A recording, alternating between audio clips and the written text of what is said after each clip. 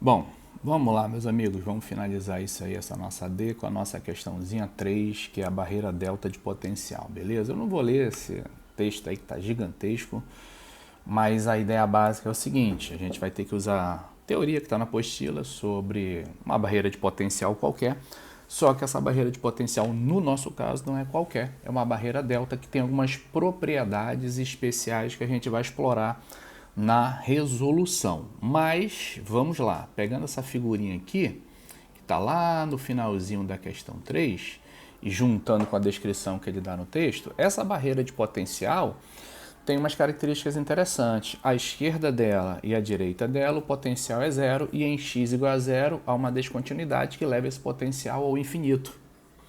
Então é essa descontinuidade que vai nos dar trabalho na terceira parte da resolução da questão, que é a letra C. Mas o v de x é igual a zero, tanto do lado esquerdo quanto do lado direito dessa barreira. O que faz com que a função de onda tenha uma determinada cara, que é aquela cara que está na apostila e a gente vai reproduzir aqui, beleza? Então vamos lá, o que ele está pedindo aí na letra A? Escreva a forma geral para a função de onda nas regiões x maior que zero e x menor que zero. Então vamos começar lá pela nossa letra A. Ele quer em x maior que zero e x menor que zero. Bom, galera, então vou botar aqui só para você lembrar como v de x é igual a zero em ambas as regiões, ou seja, a esquerda e a direita da origem, em ambas as regiões. Qual vai ser a expressão matemática de cada lado? Bom, então vamos abrir aqui. Psi à esquerda, que eu vou chamar de left, é A vezes E elevado a I kx mais B vezes E elevado a menos I kx. E isso para x menor que zero, ou seja, antes da barreira. A barreira está desenhada aí na questão, tá bom? E px right, ou seja, a função de onda à direita vai ser C vezes E elevado a I kx mais D vezes E elevado a menos I kx, isso para x maior que zero. Praticamente já acabou a letra A. Agora vamos a alguns detalhes interessantes. Galera, quando a gente olha essa primeira função aqui, ó, psi left, você vê que ela tem dois termos. Esse aqui com expoente positivo e esse aqui com expoente negativo. O que isso quer dizer? A parte do expoente positivo quer dizer uma onda se propagando para a direita. A parte com expoente negativo quer dizer uma onda se propagando para a esquerda. Beleza? É a parcela refletida.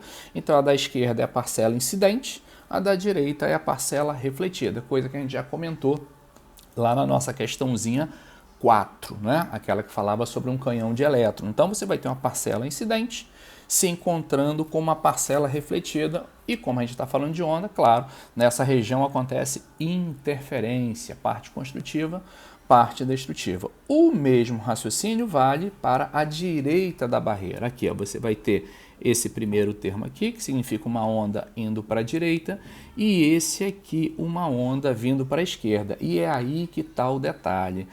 Essa parcelazinha aqui, ó, não tem razão de existir. Por quê? Porque ela representa o lado direito e uma onda vindo da direita para a esquerda. E ela não existe. Por convenção, em qualquer resolução envolvendo esse tipo de problema, a gente tem que imaginar a onda vindo de onde? Da esquerda. Então, essa aqui em cima, ó, existe.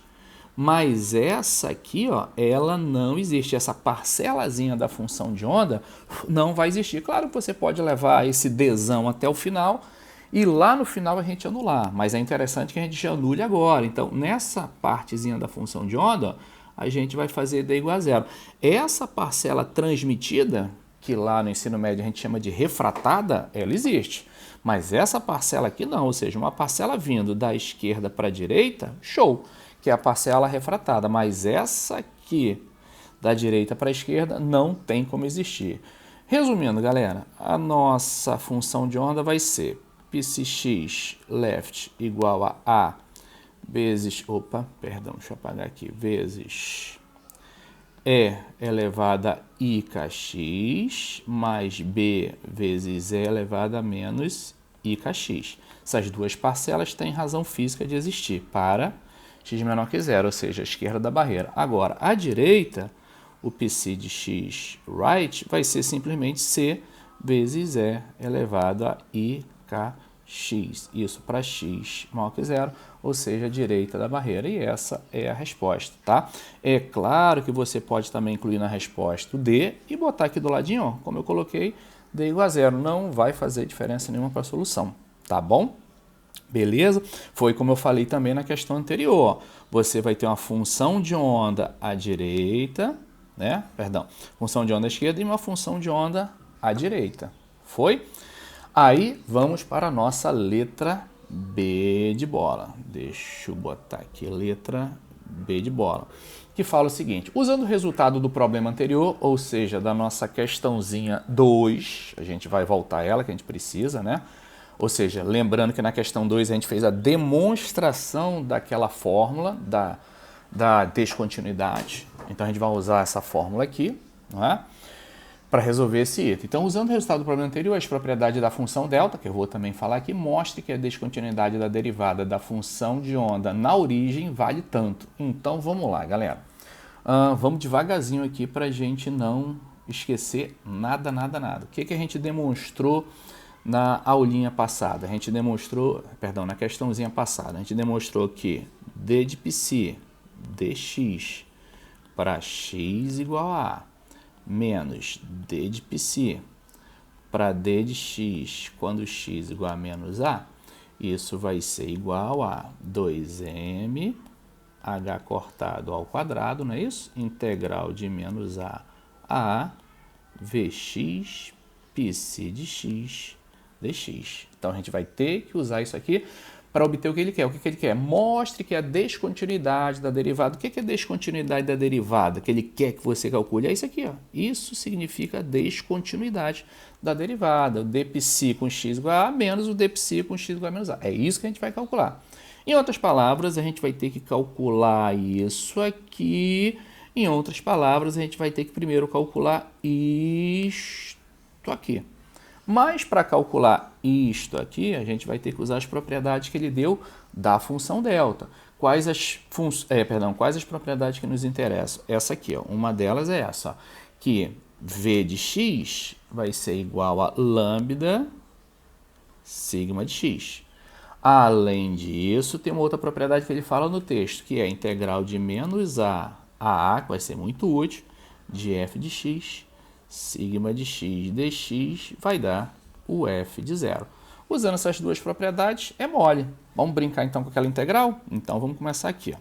Então, a integral de menos a de v de x, psi de x dx, como é que eu posso escrever? Lembrando que v de x é esse garoto aqui, vai ser integral de menos a de lambda sigma x psi de x dx. Foi até aí? Vamos reescrever isso daí para ficar lindo e maravilhoso. Então, isso aqui vai ficar, o lambda vai para fora, então vai ficar lambda, integral de menos a psi de x, sigma de x dx. Tudo bem até aí, galera? Isso aqui, por conta desta propriedade aqui, o que ela vai se transformar? Vamos lá. Isso aqui vai ser lambda vezes... Quem vai ser esse cara, galera? Psi de zero. Se eu olhar a propriedade aqui, ó, vai ser a funçãozinha em x igual a zero. Então, isso vai ficar lambda psi de zero. Praticamente acabamos a demonstração jogando nessa primeira expressão aqui. Então, o que você vai ter aí na demonstração? Que d de psi dx com x igual a menos d de psi dx com x igual a menos a. Isso vai ser igual a 2m. Opa, deixa eu voltar aqui, galera. 2m h cortado ao quadrado, ó, e aí entraria a nossa integralzinha, que é essa aqui que eu já acabei de demonstrar para vocês. Vai ser... opa, peraí, galerinha. Deixa eu apagar aqui. É psi de zero. Então, vai ser vezes lambda vezes psi de zero. Fechou? Tá aí a nossa demonstraçãozinha da letra B de bola. Não é difícil, né, galera? É só a gente aplicar aquilo que a gente aprendeu no exercício anterior. Agora vamos lá para a nossa letra C. Galera, na letra C alguma coisinha eu vou pular para não ficar muito longa. Vou deixar para que você mesmo faça, tá? Mas eu vou dar o caminho das pedras aí. Na letra C ele fala assim, ó, usando o resultado do item anterior, que foi o que a gente acabou de demonstrar, né? E a continuidade da função de onda na origem, obtenha o coeficiente de transmissão da barreira delta. Galera, então na questão anterior, que foi a questão 2, a gente viu que nós vamos ter que montar duas equações, resolver esse sisteminha para achar os coeficientes, que são esses coeficientes aqui, ó, A, B e C. Olha lá, são os coeficientes A, o B e o C, já que o D é suposto zero. De onde virão essas equações? Aí é que está o problema. A gente só vai conseguir montar duas equações e a gente vai ter 3 incógnitas, talvez 4, mas aí como a gente vai fazer D igual a zero, volta para 3. Então você vai ter 3 incógnitas para duas equações, é um sistema indeterminado. A gente vai ter que atribuir valores para a gente poder calcular esses coeficientes. Mas vamos lá, quais são as condições que a gente tem que impor a essas duas funções aqui, ó, essas duas aqui, né, para que a gente consiga achar A, B e C? Bom, voltando para lá, a primeira condição que a gente vai ter que fazer é o seguinte, vamos lá, como psi de x deve ser contínua em x igual a zero, o que você vai ter? Você vai ter que psi left 0 vai ser igual a psi right 0. Detalhe, galera, ser contínua não quer dizer ser diferenciável, pelo contrário, ela não é diferenciável. Daí a gente ter que usar isso aqui, ó, essa daqui que a gente demonstrou, na segunda equação. Essa que eu estou montando é a primeira. O que você vai tirar dessa expressão aqui, galera? Você vai lá na expressão das funções de onda e faz x igual a zero, que são essas duas expressões aqui, ó. Essas duas aqui, ó. Faz x igual a zero na primeira, você obtém A mais B. Na segunda, você vai obter C. Então, você vai ter A mais B igual a C. Se quiser botar D, pode, mas também se não quiser, não vai fazer diferença nenhuma, porque daqui a pouco eu vou zerar esse D para poder resolver a questão. Foi até aí, galera? Beleza. Qual é a segunda condição? Bom, agora vamos para a segunda condição. A segunda condição é essa aqui, ó, só que ela envolve derivadas. Então, vamos calcular as derivadas. Vamos lá. Então, psilinha x left, estou imaginando que você saiba derivar direitinho, né, galera? Aquela primeira função vai ficar ik a vezes e elevado a ikx menos b vezes e elevado a menos ikx. Isso, claro, para x menor que zero. Galera, vou incluir o d, tá? Só para a gente treinar um pouquinho aqui derivado, mas lá na frente você bota d igual a zero e vai desaparecer e vai ficar show. Então, vai ficar φ de linha x right, vai ser ik, aqui vai ser c, mesmo padrão, né? ikx menos d, que a gente vai zerar, é elevado a menos ikx, isso para x maior que zero. Tudo bem? Agora vamos aplicar nessa expressão aqui, ó. Por quê? Porque a gente não pode igualar essas duas derivadas. Não pode, já que a função não é diferenciável, ou seja, tem uma descontinuidade em x igual a zero. Então as derivadas à esquerda e à direita não são iguais. Pô, Marcelo, então vou usar o quê? Você vai usar a equação da descontinuidade, que foi essa que a gente demonstrou no item anterior. Então, como é que ficaria usando essa expressãozinha aí? Vai ficar mais ou menos aqui assim, ó. Menos h cortado ao quadrado sobre 2m. Abre colchetezinho aqui, ó. Primeira derivada right 0 menos. Só estou escrevendo diferente, tá, galera? Esse dφ dx eu uso filhinha, só que o x igual a vou botar x igual a 0. Então, vai ficar filhinha 0, você vai ter left, mais lambda psi de 0 igual a 0, né? Só reescrevi essa equaçãozinha aqui, ó, esta aqui de uma maneira diferente. Pode ver que tá bonitinho, é igualzinho. E aí, galera, é bem interessante você notar que esse termo aqui, lá na questão anterior, eu falei que não dava zero, porque a gente está trabalhando com limite, não é verdade? Beleza. E aqui você vai estar vendo um outro motivo para elas não serem zero. Ou seja, essa diferença não vai dar zero. Por quê? Porque são funções diferentes. A função derivada à direita é diferente da função derivada à esquerda. Olha quais são as funções horárias aqui em cima. Está aqui, ó. Então, mesmo que você faça x igual a zero na primeira e x igual a zero na segunda, isso não garante que a subtração entre elas seja nula, porque A, B, C e D você não sabe. Então, nada te garante que essa diferença aqui seja nula. Na realidade, ela é diferente de zero mesmo, por dois motivos. Por serem limites laterais, e termos aí uma descontinuidade, que obriga os limites a não serem iguais, e por serem funções com caras diferentes. Beleza? Aqui, ó, aqui você tem a primeira equação do nosso sistema, e é daqui que vai vir a segunda. Vamos lá? Isso aqui vai ficar menos h cortado ao quadrado sobre 2m. Derivando essa historinha aí, vai ficar ik para todo mundo. Aqui vai ficar c menos d menos a mais b. Só fazer, tá, galera? Mais lambda vezes... Aí você vai lá na função psi e bota x igual a zero, tá? Em qualquer uma delas. Tanto faz a psi left como a psi right. Se você usar left, vai achar A mais B. Se você usar right, vai usar C mais D. Mas como por aqui são iguais, tanto faz. Então, vamos botar aqui A mais B. Isso tem que dar zero. Galera, até aí, tá todo mundo acompanhando? Então, como é que ficam essas condições de contorno juntando essas duas? Essa aqui e essa aqui.